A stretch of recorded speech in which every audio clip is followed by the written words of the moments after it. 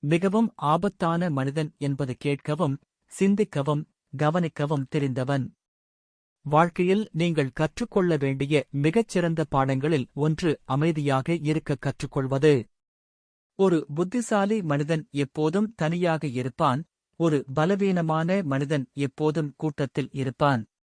நீங்களே உங்களை மேம்படுத்துவதில் கவனம் செலுத்துங்கள், நீங்கள் சிறந்தவன் என்று நினைப்பதில் அல்ல, உங்கள் கோபத்தை கட்டுப்படுத்துங்கள். நீங்கள் மற்றவர்கள் மீது கோபப்படுகிறீர்கள் என்றால், அவர்கள் உங்களை கட்டுப்படுத்துகிறார்கள்.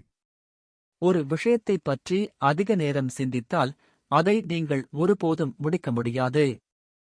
சிறந்தவராக இருக்க வேண்டும் என்றால், மிக மோசமான சூழ்நிலைகளையும் சமாளிக்க தெரிந்திருக்க வேண்டும்.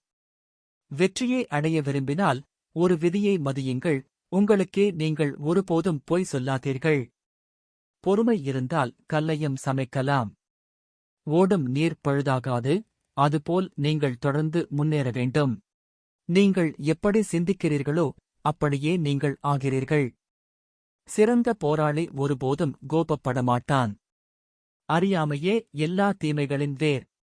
நீரைப் பற்றி பேசுவதால் மட்டும் தாகம் தீராது, அதை குடித்தால்தான் தெரியும். யாரையும் நம்புவதற்கு முன் சிந்தியுங்கள்.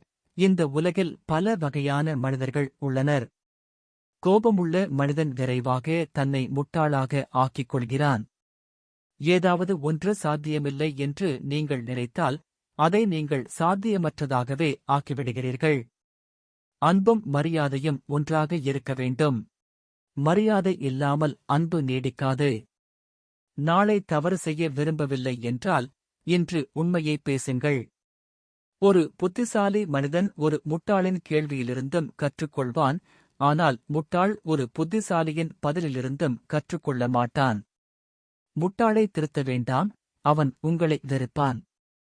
புத்திசாலியை திருத்துங்கள், அவன் அதை பாராட்டுவான்.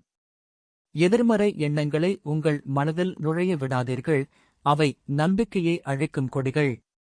நான் உங்களுக்கு எதையும் கற்றுக் கொடுக்கவில்லை. உங்களை நீங்களே அறிந்து கொள்ள உதவுகிறேன். அறிவு உங்களுக்கு சக்தி தரும், ஆனால் குணநலன் மரியாதையை தரும்.